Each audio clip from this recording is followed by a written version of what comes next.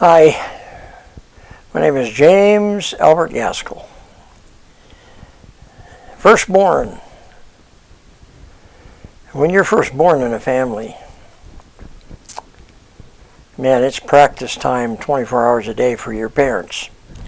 Because they don't get a book that says, hey, you got this boy, and here's how he is, here's his talents, here's what he likes to do, here's what will make him cry. They don't get a book like that. They don't get any book. So the firstborn to your mom and dad, they go, oh man, what do we do now? Well, let's raise them the way our parents raised us, except let's not do the things we didn't like. Okay. So you're like a little guinea pig for the rest of the kids. And my parents, because you're firstborn, I think you see a different side to your parents. They're usually younger when they're married and when you're firstborn. And they're still learning and humble enough where they're not too crazy. And so it was good. I guess I enjoyed being the firstborn. I'm not sure, but I think I did. I wrote a book. It's called Jimmy. That's what everyone called me when they liked me, which I heard once in a while. And the book I wrote was about my life, my habits, beliefs, along my spiritual and mortal journey. A lot of things I probably forgot. Tried to remember the important things. The love for God, love for family, love for children. And I've had a life filled with love and adventure and the blessings of a large and vibrant family. And boy, I tell you what, I wouldn't change it for all the money in the world.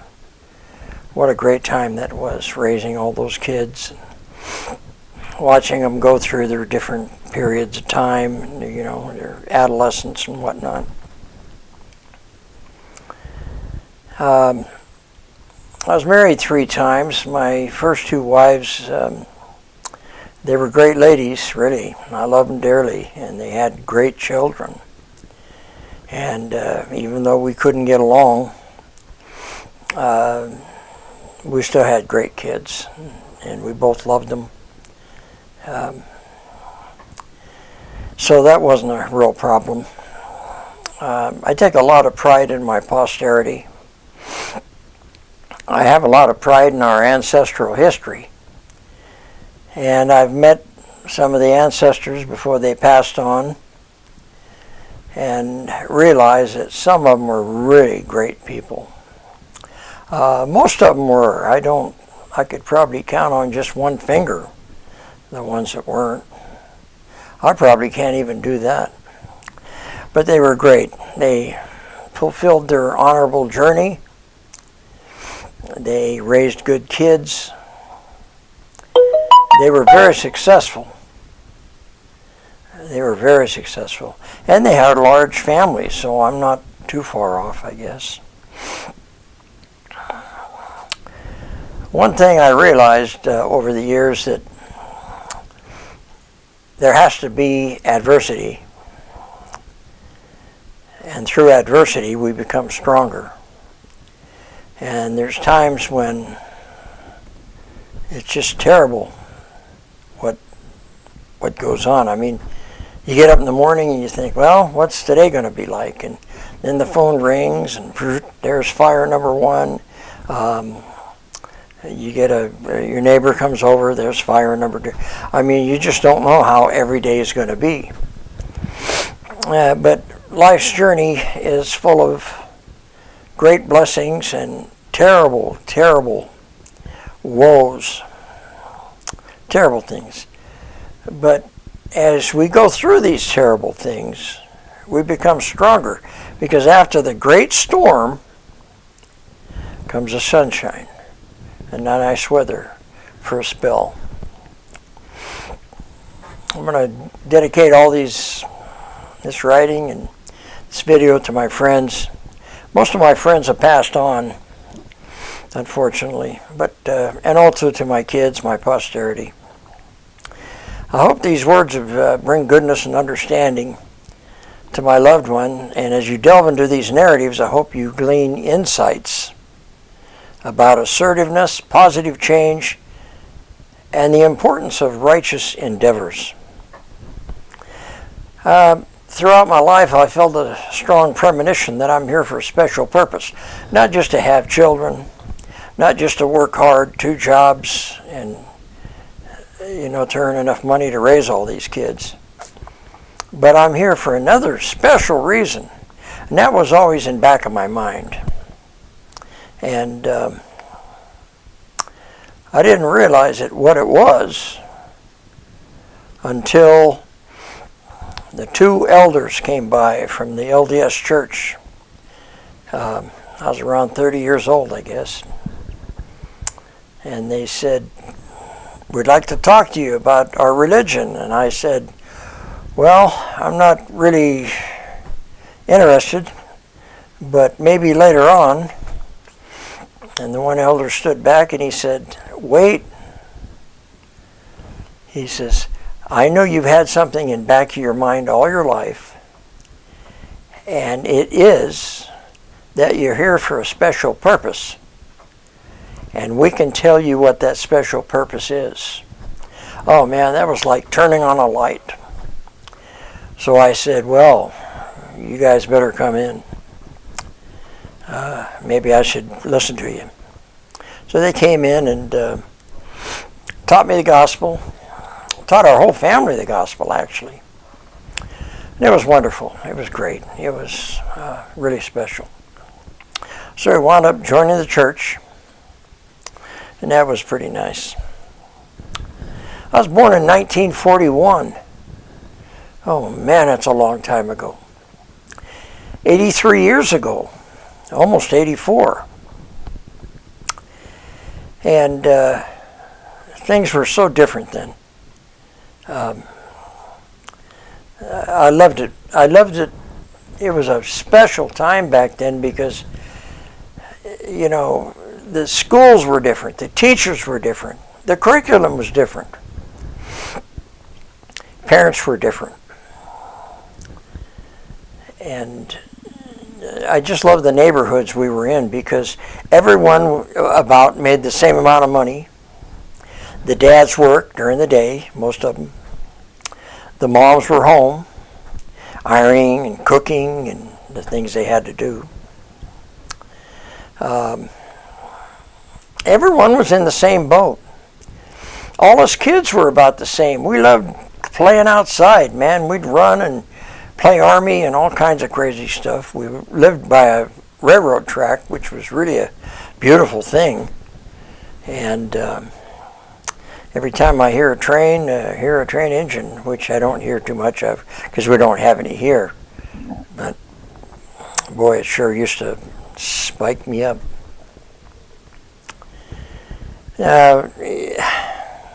We moved to an area in Washington State, the south end of the state, and it was a place just east of Vancouver, Washington, which is just across the river from Portland, Oregon. And I was born in Portland, and then my parents lived in Portland for about 3 years, and then we moved on over to Vancouver, Washington, and we was there for 2 or 3 years. Vancouver, Washington, there was an area called McLaughlin Heights, and that was another area where the houses all pretty much were built the same. They were different colors, of course, but they were the same kind of houses, and the husbands worked during the day, and moms were home, and us kids ran around. We were little terrorists without the terror, And I love reminiscing about the old times because, well, when I went to kindergarten, wonderful teacher. The school was located right next to a woods. And man, you take a young boy and show him a bunch of woods and say, go. Oh man, it's wonderful to go into those woods. Pollywogs, small lakes, creeks, flowers. Oh, wildflowers everywhere. It's beautiful. Trees, nice green fir trees, and cedar, different types of trees. And there was a certain aroma inside those woods. It was just, it wasn't like the ocean air, and it wasn't like city air. It was just a special aroma that was inside those woods, fresh. It was almost like a fresh garden smell, you know. It was great. People were kinder. Families were stronger. And people, there was a sense of unity everywhere. We were very patriotic because of the schools and some of the other, and the way things were. I mean, there were shipyards building ships. We were at wartime when I was real young. And my dad was in the war, and that was pretty tough on him. The Second World War was very tough on our veterans. My dad came back really different, really different. Being a kid in the 40s and 50s was a great joy. We were patriotic troublemakers. Yeah, we caused trouble, but we were patriotic about it. We were shaped by positive influence of daily prayer, the Pledge of Allegiance, and a deep love for our country that began in the schools. It was a way of life that fostered happiness, respect, and a sense of community. These were indeed good times. And I remember every morning before school, we gathered out around the flagpole. And the maintenance fellow would come out there with the flag. He'd hook it up. As he was raising the flag, we would pledge allegiance to the flag of the United States of America. We did that every morning. Then after the flag was up, we pledged allegiance, we'd sing, "My country, 'tis of thee, sweet land of liberty, for thee I sing." Oh man. And then we'd go back into the classrooms and we'd have a prayer. We'd all fold our arms. And oh man. And some of the prayers were, you know, none of us really knew how to pray that much. You know, some were just, "Dear God, we love you and we hope we have a good day," and that's it. And, you know. And but it was every day we had a prayer. Each one of us, we were asked, you know, the teacher would pick which one. So after the Pledge of Allegiance, the singing the song, coming in and having a prayer, oh man, you were ready. You were ready to learn. Man, your mind was opened up. Oh yeah, it was beautiful. And plus the teachers back then, they were different. You could tell they loved you. But boy, there was punishment. I had one teacher, man, her name was Mrs. Southern. Gosh, this was 75 years ago. You got off, you had a little problem or something, boy, she'd grab you by the ear. Oh man, she'd twist that ear almost off. I mean, I almost thought my ear was going to fall off into the floor. I mean, just, boy, what a grip she had. It didn't do too much good though, because right afterwards, oh well, I must have had my ear twisted 2 or 3 times a day in her class. Mrs. Southern.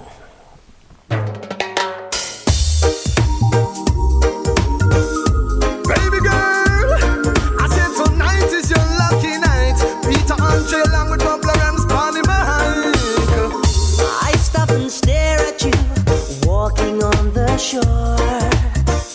I try to concentrate, my mind wants to explore the tropical